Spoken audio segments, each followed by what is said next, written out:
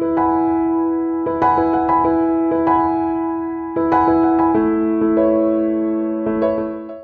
morning, everybody. My name is Aisha Williamson. I'm the new-ish executive director to Sierra Hope.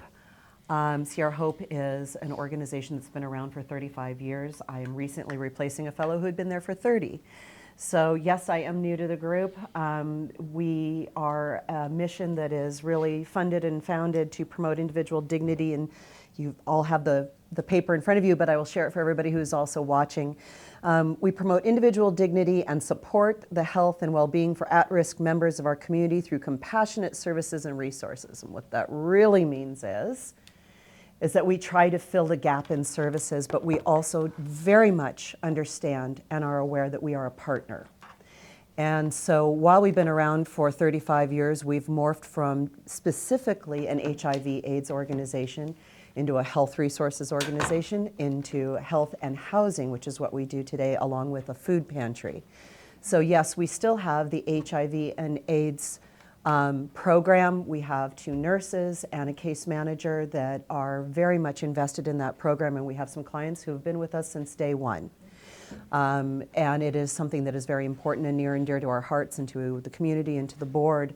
That particular program is actually serviced in 6 counties.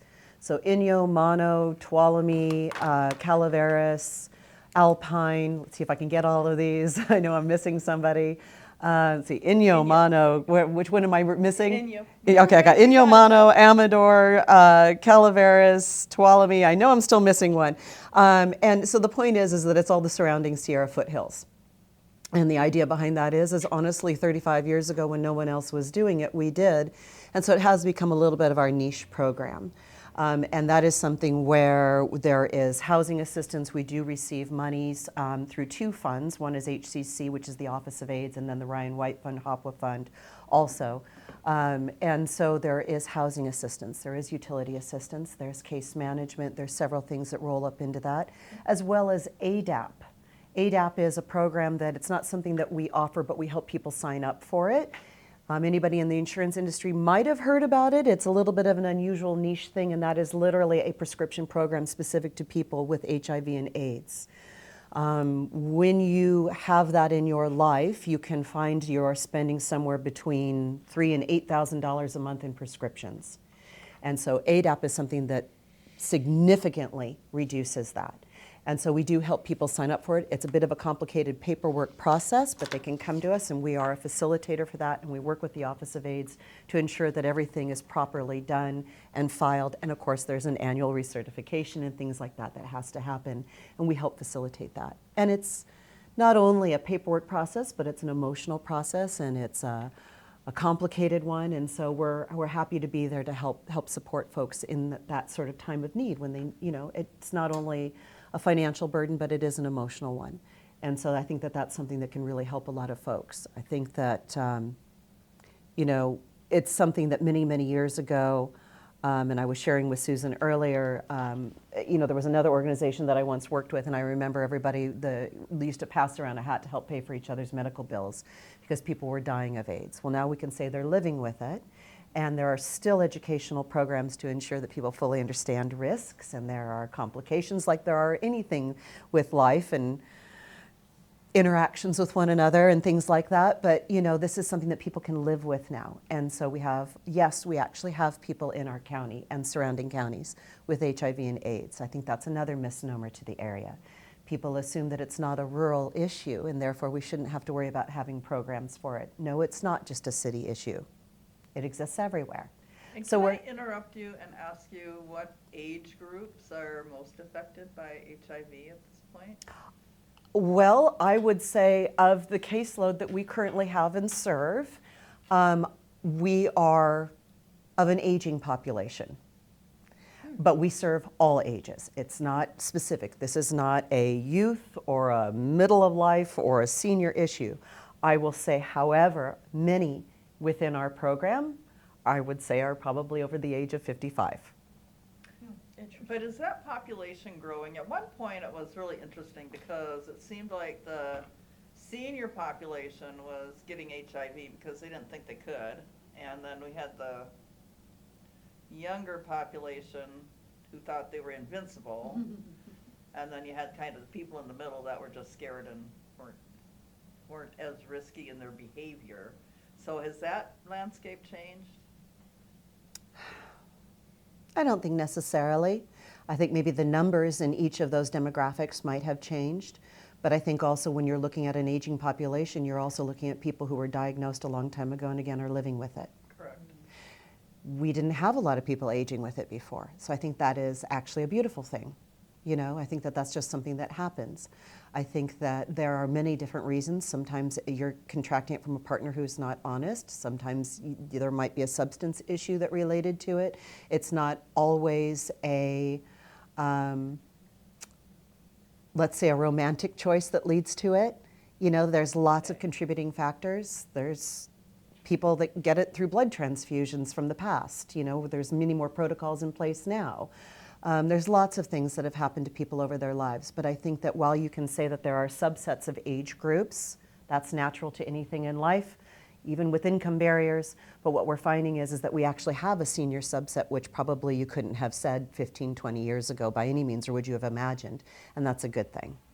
But there is. And so therefore, you're not only looking at seniors in our community, you're looking at lots of different layers and facets of things that people need assistance with. And I think it's just more about what actually exists in the community, what do we need to do to serve our community, and you know, where does that fall in what niche and pocket and program, and how can we all support one another to make sure that everybody's got what they need. Okay. But it's not age specific anymore. It's all ages, kind of like everything is. But that's one program, and like I said, that's what we were founded on, and we've done a couple of mission changes over the years to meet the need of the community and to grow as an organization, and now we're more heavy into housing, which relates into everybody and everything. I think that there's times where we cross over between our programs because people are getting a little bit of the food pantry, they're getting some from the HIV/AIDS program, and they're also getting housing assistance, and vice versa. It goes all around. But as the times have been changing in the community, and to meet that need and to be very candid, very transparent, you look at an organization where people don't really think it's as much of a problem, and how do you stay in the community to make sure you're there? I call it the oxygen mask. I got that one from my husband. You have to take care of yourself to ensure that you're there tomorrow for everyone who needs you. So there was a mission pivot a few years ago, got into housing, and that was a way to address the needs of a larger part of our community. I think while it is an unspoken thing, Calaveras County is home to a lot of veterans and a lot of seniors.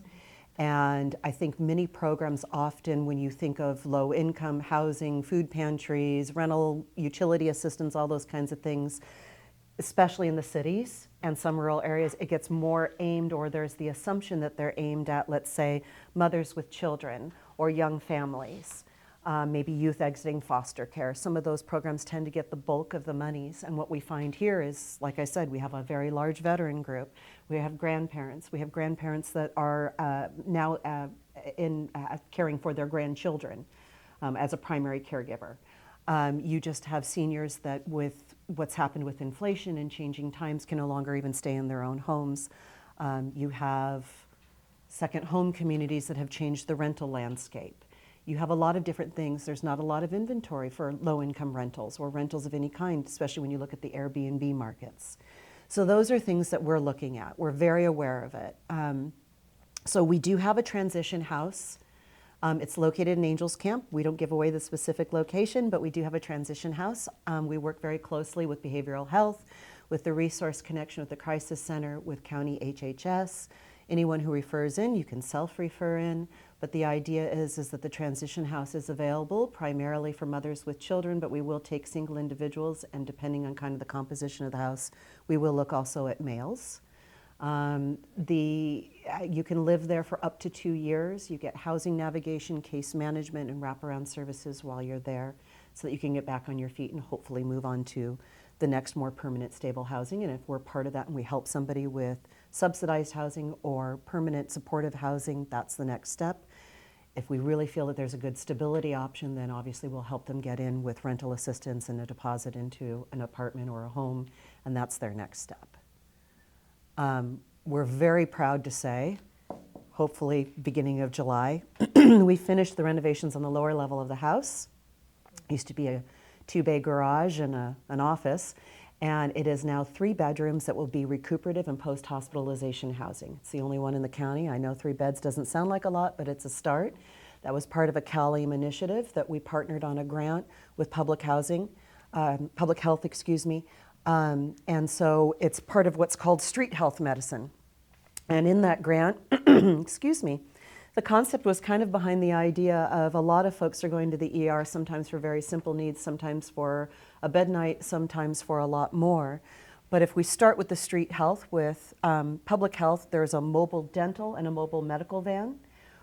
Out of our grant, we paid for a mobile shower unit. They also have a mobile laundry unit. I believe they're hoping by August with a soft launch, definitely up and running by October with all of their permits, that they'll be going out. And a lot can be done first and foremost when you're in the street. Think about hygiene and doing your laundry and having clean clothes to wear, especially in the warmer weather. That can affect your health. That can affect skin issues that might put you in the ER.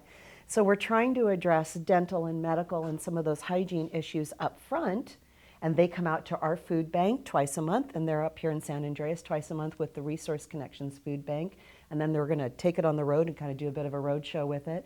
But if we can start to address it up front, fewer people will be going to the emergency room. Those things can't always be done, and sometimes people land at the ER, and sometimes it's a quick fix, and sometimes it's not, and they need follow-up care as a next step for the hospital to follow up with them. That's where we come in. So as part of this stage and working together with the major carriers of HealthNet and Anthem and Kaiser Permanente, along with public health, we're saying, okay, if you end up in the ER, you need a place to go. And this is for people who are genuinely unhoused, homeless, not couch surfing or otherwise. We literally say they're not connected already with an agency, which many aren't. They're unhoused and they have no place to land, but they need follow-up care. That's when they can come into recuperative. It is a 3-month opportunity to come and stay with us. It includes housing navigation and case management, but it also allows for the hospital to follow up if they need to send a nurse out, or OT or PT, or there's medications that need to be mailed somewhere. Those are all the kinds of things that haven't had a place to go before. The post-hospitalization piece, and these are all determined through insurance and the discharge coordinator. It all happens before it comes to us. There's criteria they have to hit.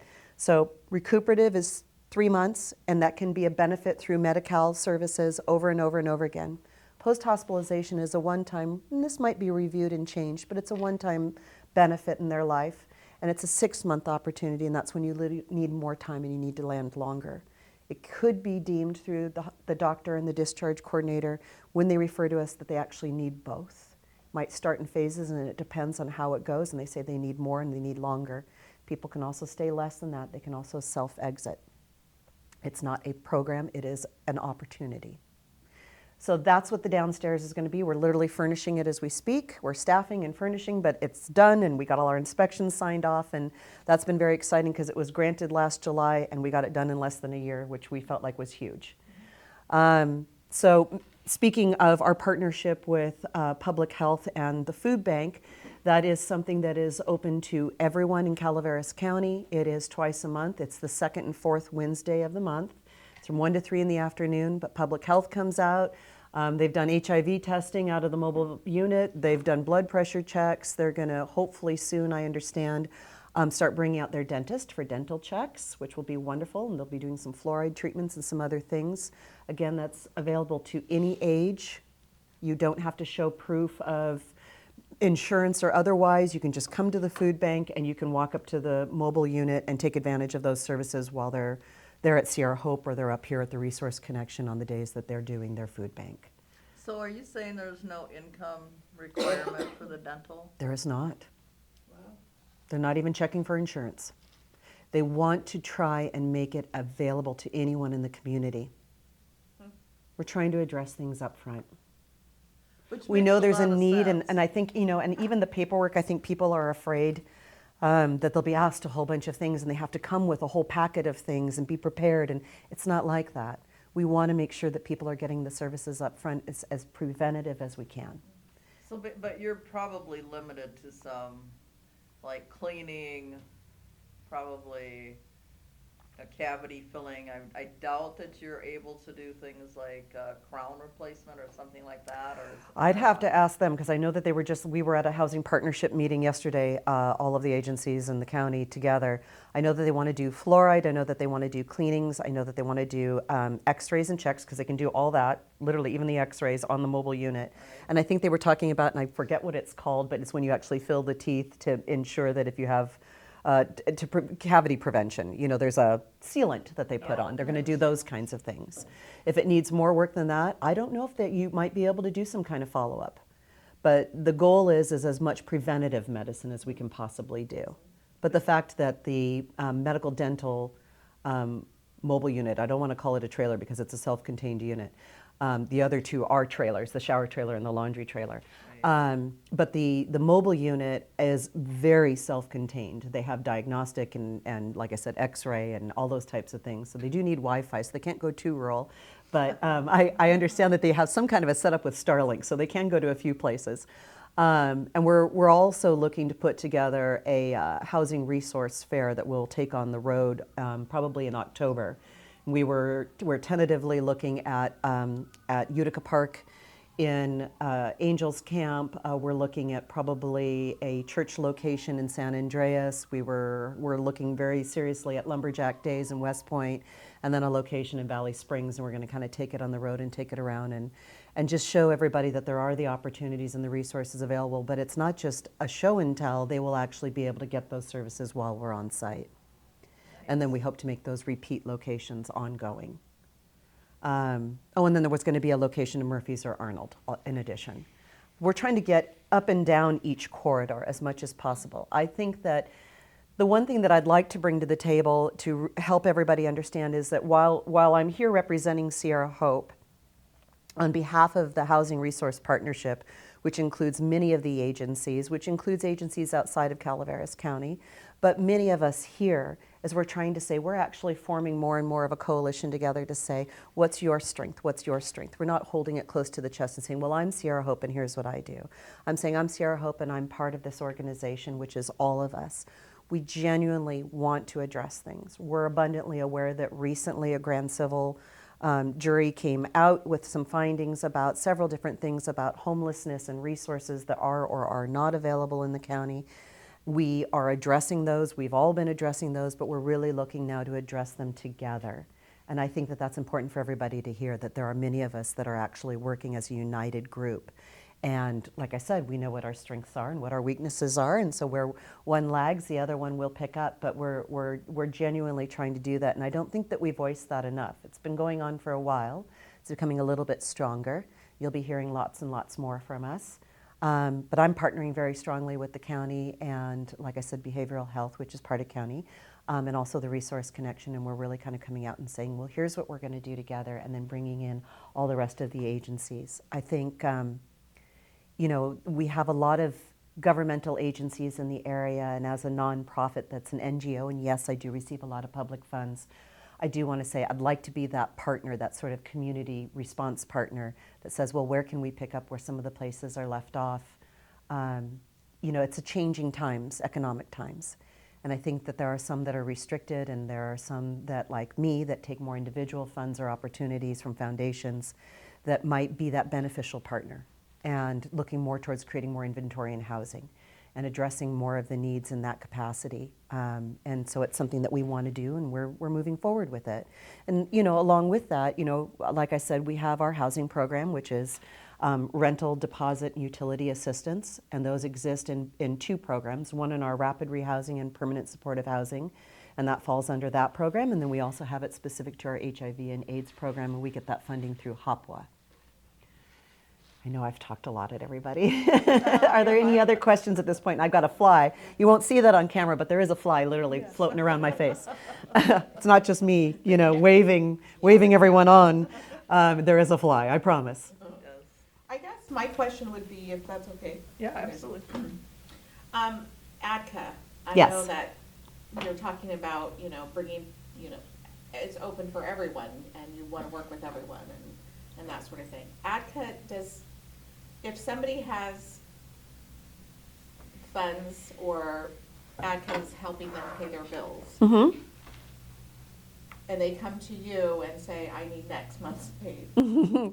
Yes, and there are those that do that. So ADCA primarily, so ADCA, we have an agreement, and ADCA primarily is Amador and Tuolumne, and we're sort of in the middle with Calaveras.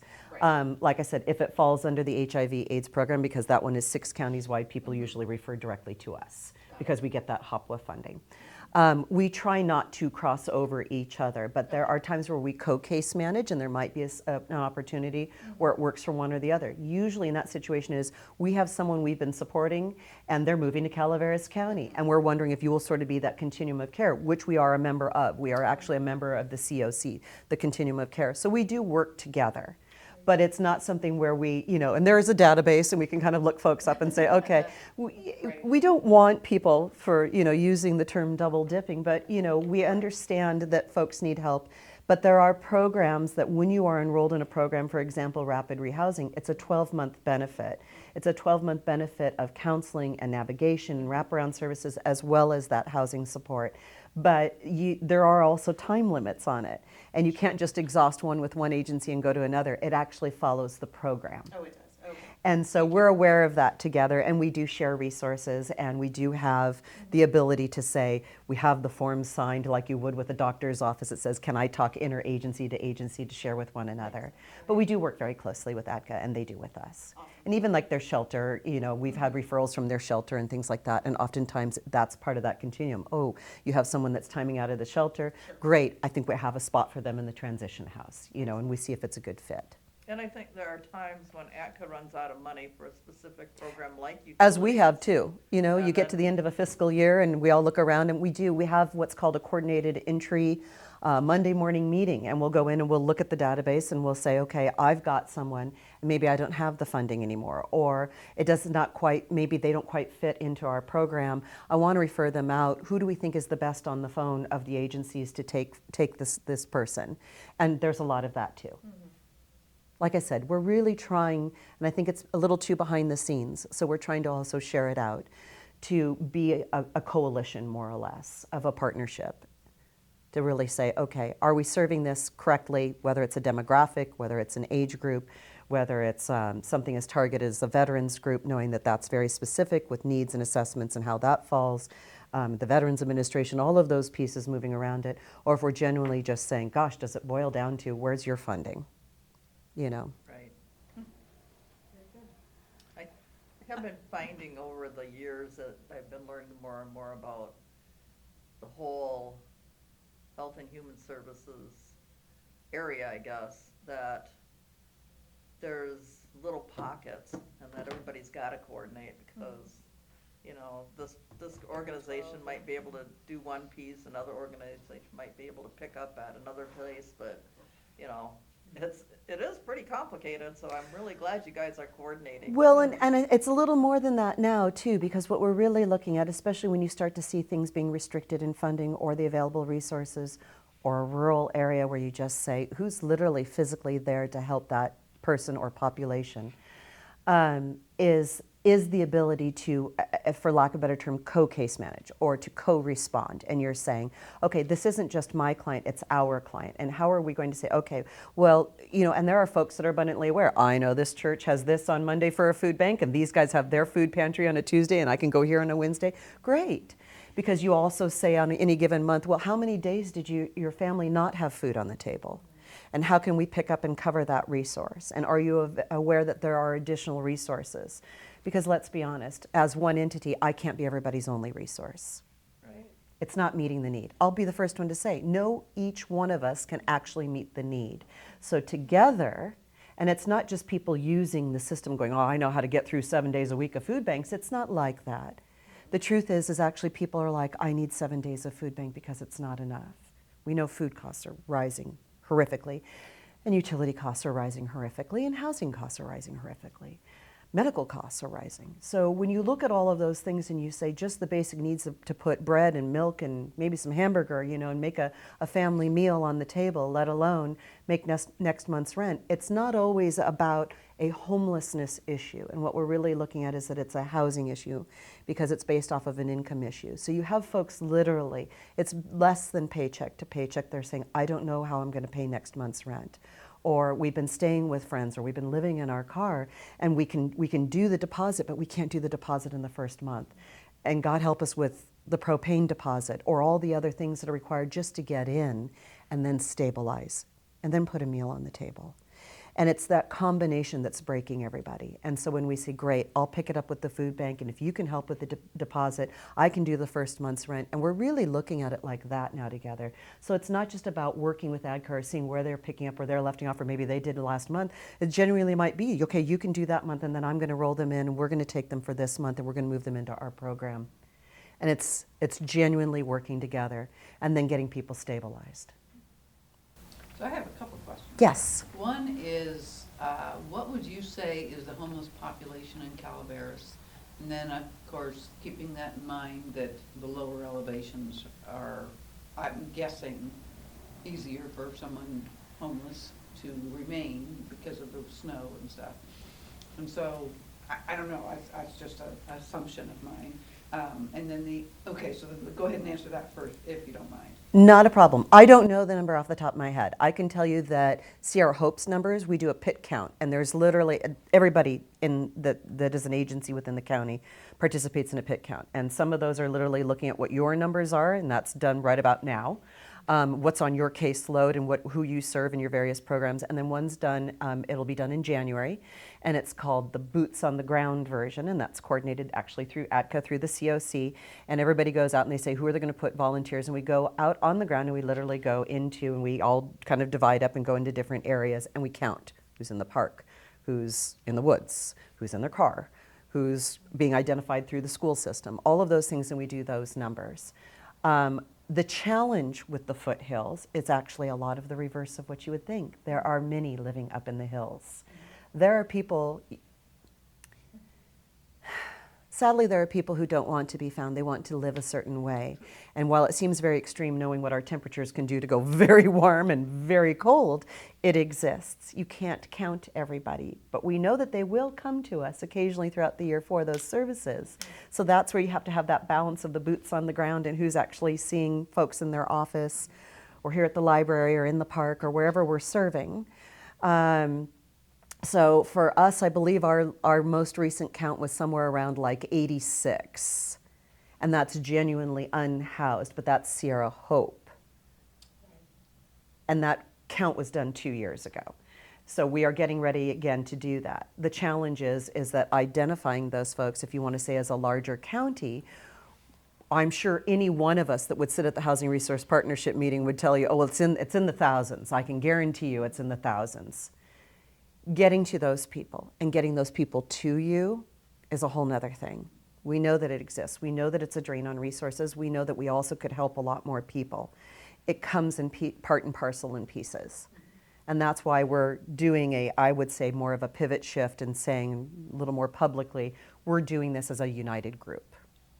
I'm a member of Good Samaritan Church in Valley Springs, and so we have a pretty significant food And we're looking for a location for our resource fair in Valley Springs. I do help there every other week. See, this is how a partnership works. No, I'm one of the servers there, but and ironically enough, you guys know that Valley Springs has more people in it than the rest of the county combined, and yet we have fewer resources than most. And so it's amazing how backwards that one is. But anyway, that's just a side note. My other question is for someone who is housed but is mentally unstable. Mm-hmm. What's available for that person? Behavioral health. So behavioral health is a Is wonderful there something resource. that- And so they do have some housing resources. I know they're literally in the process of remodeling, moving, changing where all of their office structure is. They were in the HHS buildings and they're going to be separated out. But they have counseling, they have a lot of wraparound services that are very appropriate, and it is a wonderful solution. And they're available. Yes. Behavioral health, behavioral health, behavioral health. That would be the very first place I would recommend to refer someone to. Okay. Thank you. And my question is how much of this is, like your senior group, I can totally understand why they're losing it, 100%. But I would say the middle maybe from like 25 to retirement, Mm-hmm. is it loss of job, just not high enough job, all kinds of different things that makes them lose their housing? Or is it the same basically as the seniors? Expenses are just going crazy. Uh, I don't think there's really two stories that are the same. I think that's the unfortunate answer. I think the subset of 19 to 64, it's a big one, but it's what we look at. Yeah. 19 to 64 is that range that you're going to pull out from your seniors and from your youth, and you're going to say, okay, so you're out of high school, you're that college age, up to what should be your full working age prior to retirement. And when you look at that, it's not so much of losing housing. Sometimes it's literally getting that established housing. It's following the job. Maybe you've come from another county. Maybe it's that you were in county and you followed a job somewhere else because there was an opportunity. And maybe you've come back because this is where family is, or this is where you grew up, or whatever the situation might be. We have a lot of people who move here from out of the area, which is very, how do you pick Calaveras County? How do you pick Angels Camp? How do you, what is it? And we can't seem to get a straight answer. But I would say the majority of people actually are residents of the county. But it is not necessarily a situation of losing the housing per se based on even their own circumstance. Maybe the landlord raised the rent. Yeah. Like I said, you live in a second home community. People see the opportunity even for Airbnb type rents, and you're competing with that. We have seasonal things. You say, oh, well, it's fair time. And so, people that we might have put up in the motels want to raise their rates because they know they can get it for the tourism. It's a struggle. It's always a struggle. And what we most often hear, and it's regardless of the age group, is that it's genuinely beyond their control. And it really genuinely is. Car broke down and they had to, that's everything to them to get their children. Maybe they've got a child with a disability. Maybe they've got medical issues and they need that transportation because we know transportation is an issue. And even getting from, Angels Camp to Sonora, that Calaveras Connect, it's not always running. And and it's really Well, hard it's to get. really weird It's yes, and it's inconsistent. Or the dial-a-ride seems to always be booked out. And we've been talking to them. We've been saying, how can we get more transportation resources?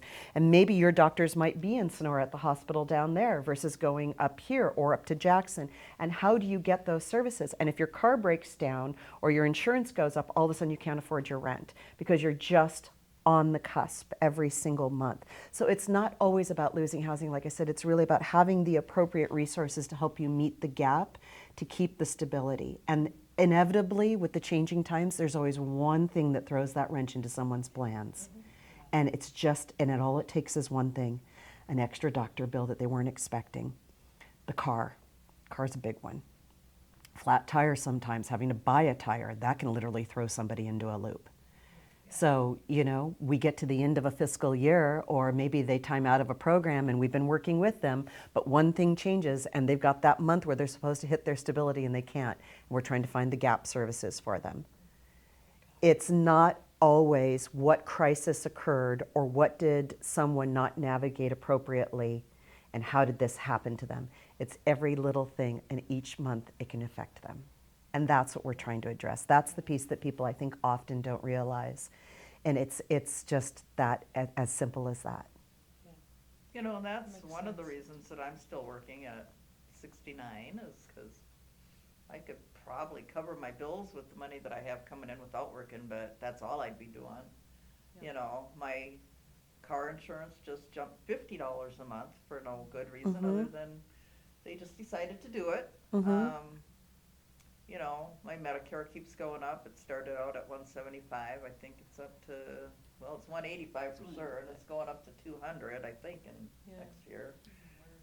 My supplemental started out at 150. It's now up to 205, which, I can't Oh, yeah, control no. those costs. The only thing I can do is make decisions like, okay, I guess I can't afford this supplement anymore. Maybe I'll do a Advantage plan or something like that, which in my opinion is somewhat worthless up here. Well, you can't do it here.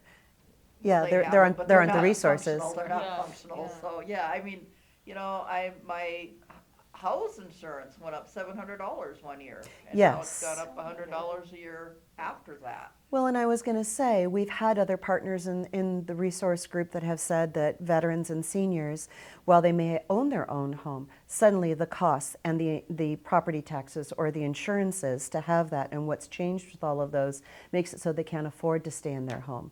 Then you end up with a situation of someone who can afford to stay in their own home, whether they do a reverse mortgage or not, or depending how much they have left on their mortgage, what they can take out in equity doesn't last long on the rental market or to even find something they can afford at that stage of their life. Well, that's it, and I don't think a great deal of people understand that the reverse mortgages are 100% predatory. Yes, they are. You do not Yeah. get out of that. It doesn't suddenly create a retirement plan somewhere. No, it doesn't. It In literally fact, disappears. It makes it worse because we know somebody in that position, and you can't even sell the property right now and get them out of it. You would just literally lose it all. So,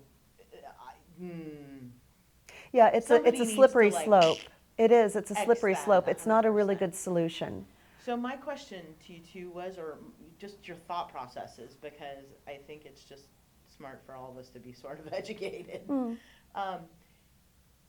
Is that a thought process in your guys' programs, is to like start pairing seniors with, and I don't know how you'd vet it, because obviously there's not unscrupulous people, but basically like the roommate thing, in that you have that, the younger person or the different person or the second senior could help,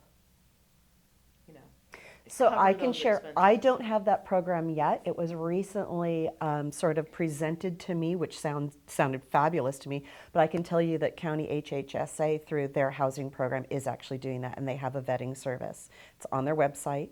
There's literally an application that will help you do that.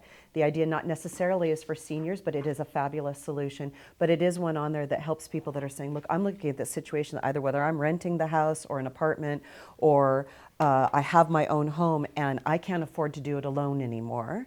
And the idea is that, yes, it can be quite scary out there to find somebody to move in with you, and especially if you're a senior, because everything feels a little predatory, like I'm at this stage of my life, and, how do I even do this? And, you're not used to the apps and all of those kinds of things, and how does that work? They have a program for it, which is fabulous. And I was like, I want that too, and so we're going to look into it also, because I think it makes really good sense. Yeah, because the You average can't navigate senior- stuff alone. The average senior can't do it. No. Like, I know my mom's expenses. The average 40 or 50-year-old can't do it I can tell you, an It's Angels getting camp. very well, even the average, my neighbor came to me, who never shares anything personal, ever. And nor do I expect him to. But he's like, hey, you got any thoughts? And I'm like, okay, because Yeah. of their insurance. Yeah. And you can't be without mortgage insurance, or property insurance, I'm saying this wrong, homeowner's insurance. So he's in a pickle, right? Mhm. So, and I know ours has gone up by, 600% in Mhm. 5 years? Mhm. That's nuts. Yeah. So there's no way they can make it. There's just no way. Well, By and you the add time in a you PG&E bill on top of it. That's it. We have $400 PG&E, insurance on top of that, car insurance on top of that. And my mom's the same way. I looked at her supplement and I'm like, really? She's been in the hospital exactly once in her whole 15-year period of having supplemental or whatever she's had. And I'm like, this is nuts. I pay $350 a year for a maybe. Mm-hmm. I mean, a month for a maybe. Mm-hmm. That On the is other hand, insane. I just had foot surgery, and because I had my deductible met, I basically paid nothing for it until after January, when I went back for my follow-up, Yeah. and I hit the 250. Yeah, But you it fell really into the didn't new matter, year, 'cause I yeah. hit the 250 anyway, you Yeah. know. Well, You and know, that's why we so- don't get rid of it, because it's like one You never injury know. away. It's Yeah. useful, but it's expensive. Oh, absolutely. So are you aware of the California birthday rule? No. Okay. So when someone has a supplement and they're in California, Mm-hmm. they have what's called the California birthday rule. And that means that every year, right around their birthday, they can change to an equal or lesser plan with no Mhm. underwriting. Yes. Guaranteed Okay. acceptance. Okay. And so, someone like me, who has access to all of the companies, Mm-hmm. we shop. Yeah. I tell people, call me a month before your birthday. And so they do, and we go shopping, and they decide, oh, well, I guess it's not that much of a savings, I'll stay. Or, Yeah. that's huge. Yeah. So usually I can save someone, $150 a month sometimes, Yeah. depending on their age, depending on what they have. Yeah, It's massive. yeah, yeah, California birthday rule. yeah. Okay. It's a So good that one. means Good in to know. addition to the regular enrollment period. Right, no, I understand That's that, for the yeah. supplement, yeah. Yeah, yeah, yeah, Enrollment yeah. period is for the No. drug plan or the Medicare Advantage plan. Yeah, that enrollment period is interesting. Yeah. Well, and we're aware that not only with the changing economic times that there will be changes to Medi-Cal and some of the coverage and the things that are going on. I can tell you we just literally signed all of our contracts to become a Medi-Cal subcontractor for the recuperative and post-hospitalization project and moving forward with some of those things. Because we also do get some HUD funding for our rapid rehousing program as well as our permanent supportive housing. And so many of those funds have asked that we sort of make that literally the housing assistance and case management and things are pulled out and those go towards Medi-Cal. And that's a little of the inside of the business of how we do things. But in knowing that those will change and that those things are also being decreased and allowances are being changed and effective at the beginning of the year, even age groups for new applications will be changed. We're trying to inform as many people as possible to just be aware, to educate yourself, to say, look into whatever you have or whatever you're covered by, and then any new information we get, we try to educate our folks as much as possible and share it so that there aren't surprises and that people aren't in kind of that, what feels like chaos mode. To be able to respond to your own needs, and that's part of everybody's own self-sufficiency, but I think it's also I think many of us at the table, you often say, well, I have a skill set, and I have information that I can share that maybe not everybody else always does. And so, I appreciate the opportunity to sort of not only share about what we're doing and who we're partnering with, but any time we get new information, we do try to also share it out. Okay, so I just want to clarify this to make sure I do truly understand. I can change my supplement during the regular enrollment period, October through November. Negative. I can only do it around my birthday? Correct. Well, you can try to change it anytime, but Okay, you're going to be underwritten, which means we're Right. going to ask for health questions, and they can say yes or no. Yep. Right around your birthday, if you have a supplement, okay, you can change to an equal or lesser plan with no underwriting. okay. So then the October to December, whatever they do, big push is only for the Advantage plan and for the drug plan? Correct. Okay. Then I was confused. I'm glad you Mhm. clarified me. There's a couple other things, though. I mean, for the 19 to 64-year-old, if they have no income, Medi-Cal is there. So when someone says, I have medical bills, they're either not on Medi-Cal or their income is above in Covered California, you can make $80,000 a year for a family of 4 and pay almost nothing for your health insurance. Nothing. Like $4 a month through Covered California. And so that's something that I don't know if people know it. And then the other is that starting this year, if you're on Medicare and you have a drug plan, then your cap is $2,000 for all drugs that are covered under that plan. And so if you're taking a drug that's not covered, then there's no max. But as long as it's covered under your plan, and that can even be appealed and put under your plan if the plan doesn't cover something, the $2,000 is your max. And so there's my bills are $10,000. There's none of that as long as it's covered by the plan. And if it's $10,000, then you go to the manufacturer and say, help, I need some relief, and they usually give it. And so there are caps that, and people, I have a huge network, and a lot of people are freaking out because of the changes in Medicare about the drugs, and I'm like, you're capped at $2,000, as long as you have the right plan, which is where I come in, obviously. I don't have to, but I can, or they can do it on their own. But they have a cap. It's not indefinite, it's not unlimited. unless it's not covered by the plan. I think we have a humongous lack of education. Huge. Yeah, which is why And we try to do this every year. It Yeah. goes on And every one. but I think it goes beyond like our age groups, because I know I have 20s. I know you have 20s. They don't even know how their insurance card works, and not from lack of explanation, okay? Sure. So then you kind of go through life and you kind of get it figured out because you have to, because somebody either got pregnant or, you know, broke their foot or something that has forced them to come up for air with their insurance card. And then I think you get to my age and now we're taking care of that parent. And there's a part of me that, just knowing how insurance is so much fun, that gets worried that if I monkey with her stuff, it's not even worth my brain process to monkey with her stuff. And then I got another scary moment when they're like, once I contract with you, if I don't like you by the end of our meeting, I still get you whether I want you or not. And so I was like, okay, uncle, this is, I'll just write the check. And so I think this needs to happen, but like maybe at the Board of Supervisors meeting, I don't know, something bigger, because it's very hard to get to. Like, you just don't think about it from that standpoint. So anyway, that was a long rant, but sorry. You're fine.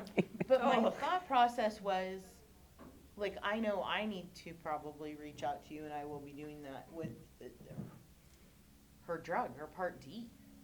I'm like, gee, many cripes. The woman takes one drug. It's like, it's blood pressure medicine. That's it. It's like $5. I'd be better off paying cash than That's what I true. pay. But, so if she has a drug plan, Yeah. but the least expensive drug plan, the one that I would recommend for people like that, is $1.80 a month. Oh, good, because that's not what I pay. Right. I pay like $1,000 for Which this is drug. why getting together with someone you trust Yeah. is Then I important. didn't mean you personally. I I'm know. just like, I I was know. shocked at that rule. Yeah. I'm like, what does it Yeah. matter? Yeah. Like, it's like my car. Well, the you worst know. part is if you say she only takes one, she doesn't need a drug plan. Now she's penalized for every month she could have had it but didn't, for the rest of her life. Yeah. Well, that's why I just pay it Right. reluctantly. Yeah. Pay it. When's her Now, I will birthday? tell you though, July. I help people with covered We'll California. call Yeah, Laurel. yeah, yeah. No, Laurel and I will be speaking afterwards. I help people with covered California. I don't advertise it, but I do. Yeah. And I can't tell you how many 45-year-old women say, my son needs insurance. Well, how old is your son? Well, he's 24, or 20, or 30. And I'm like, well, have your son call me. And they go, oh, no, he's too busy. But his mommy can take care of it at 30 years old, are you kidding me? I can't tell you how I'm many sorry, times it happens. That's really Yeah. sarcastic. It does, No. but, so there's part of the problem, in my Yeah, opinion. yeah, yeah. No, totally. Now, the other, I have an appointment with a guy, young couple, they're, what are they, 26 and 28. I've known them for 10 years, 15 years, and he called me, she's off of dad's plan now, finally, they're married, has a kid, but she's had dad's plan, because she was 26, and then they moved here, and they just got so busy, they didn't get her insurance, and they didn't add her Oh, to my. his plan, which I've taken care of, his and the baby. And now I can't get it for her. She can't get the plan. She can't get insurance. Oh, my Because gosh. he waited outside of the, the time. open window. Yeah. And I'm like, buddy, what are you thinking? You Yeah, know? because it's not discussed. I don't know about you, Amy, but I know we're in the very same.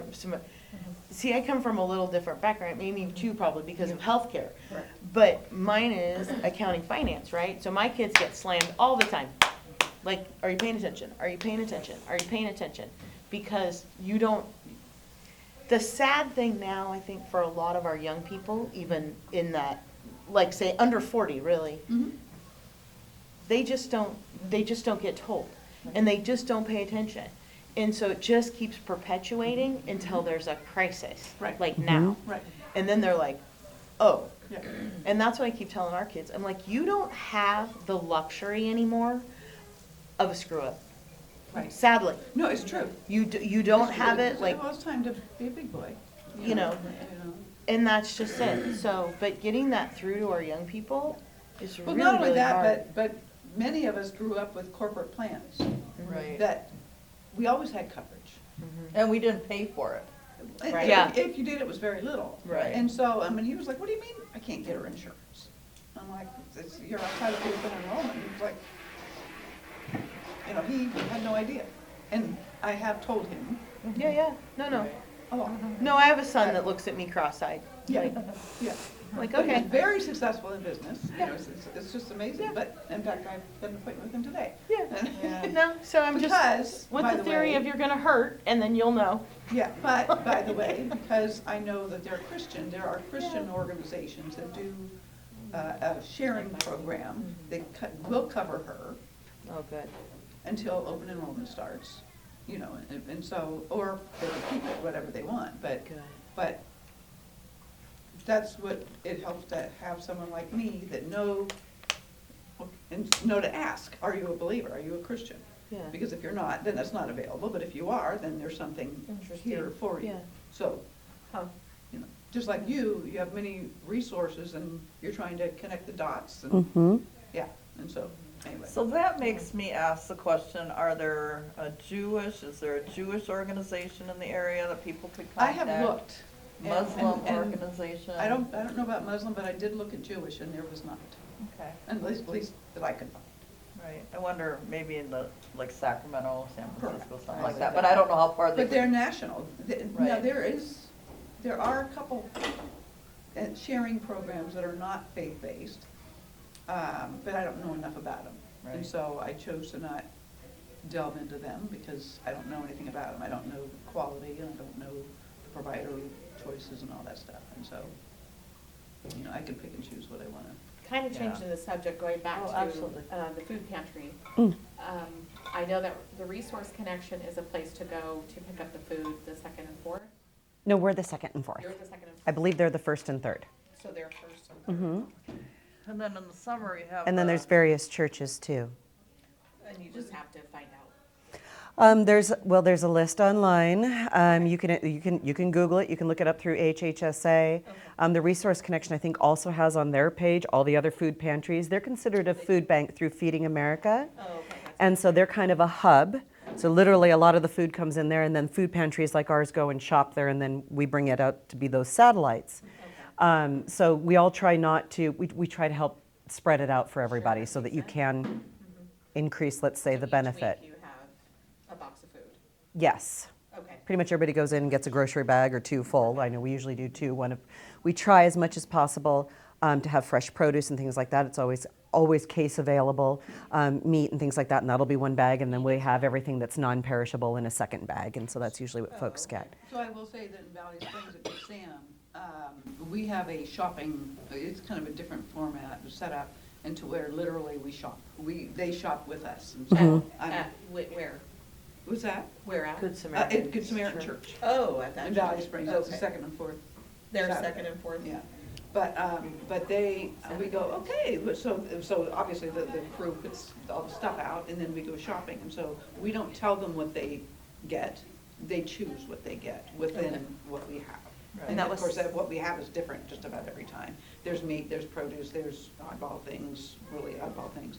But there's a lot of, regular cereal, there's cereal every time, stuff like that. And so depending on our stock, will determine, their family, they say what their family size is, and that will determine how many of each item they can get. But they put it in the cart. We don't tell them what they're getting. And Which is a and different so concept. when I'm coming to your place, Sierra Hope, on the second and fourth, Mm-hmm. you're not saying, are you getting food from Good Samaritan or the Resource No. Connection? No. So you don't even put your name down, or you No. do put your name down? And we do take some household data. Yeah, is it a veteran? Is it disabled? How many Just children? for How many staff. in your household size? Things like that, because we do adjust. We'll give them a little bit more if it's a larger family. Oh, I see. We do have actually a volunteer that comes down from Murphy's and Arnold, actually more the Arnold area, and picks up grocery bags and takes up to about 20 folks up there. Oh, that's So we have had in the past, there just isn't a current need, but one of our volunteers has also loaded up groceries into our van and gone and delivered them to seniors or some disabled folk that couldn't get to us. But we do put also out a shared table. We did shopping in the past. It's out of our office, so it's small, so we try to accommodate it. So we'll say we have a share table and we'll say, is there something here that you don't like or you would prefer, or is there a dietary restriction? switch out. And you can switch out. If it's beans or Yeah, so we've done that too. But it isn't something that we say, oh, I'm sorry, you've already taken from another food bank. You know, you've kind of Okay, done that's your what you're allotment. talking about. We did have in the past, and I've removed that because food costs.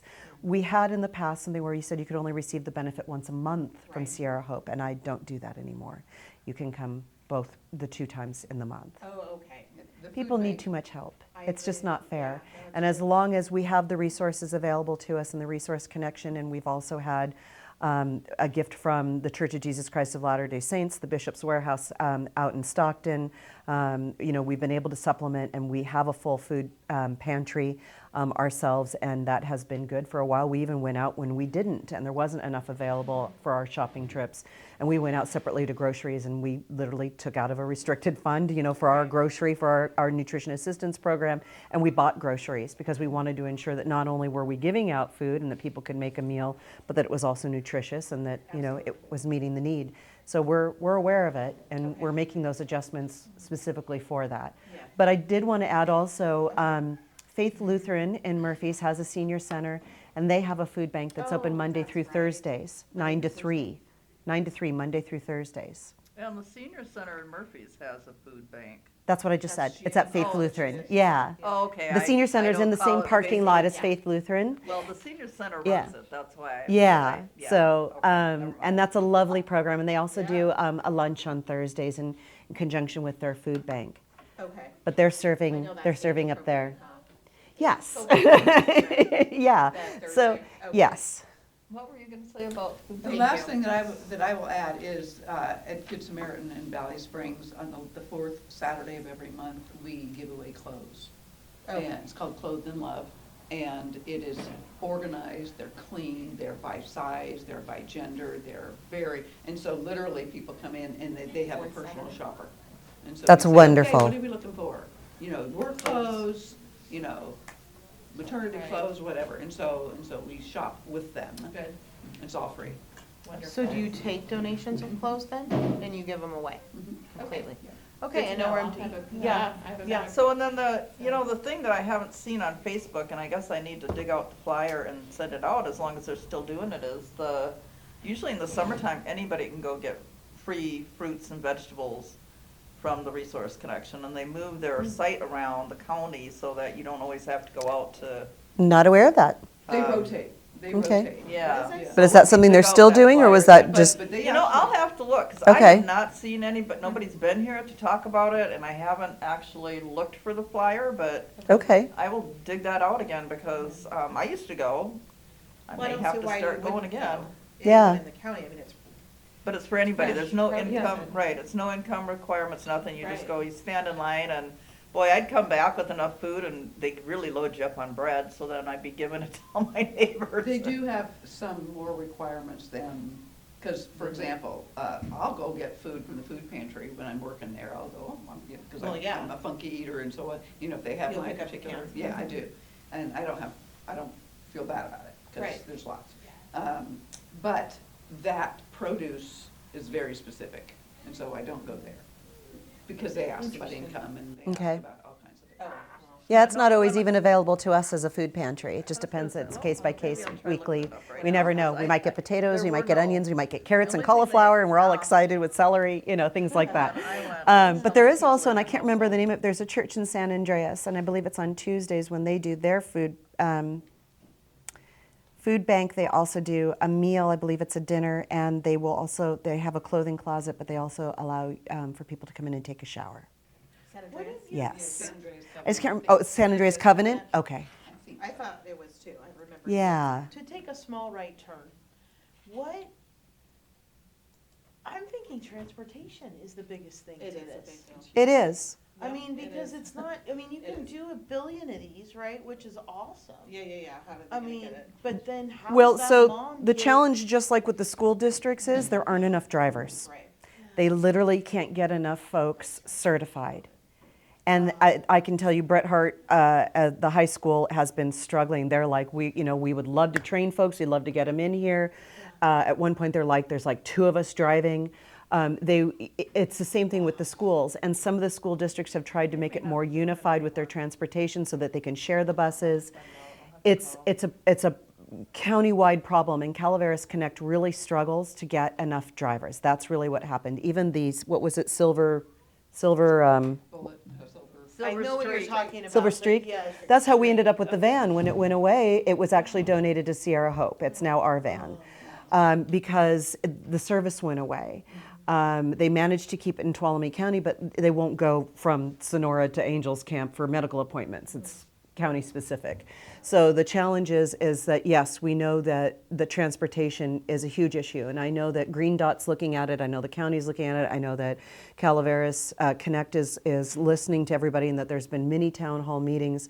The challenge is that it's the resources are the drivers.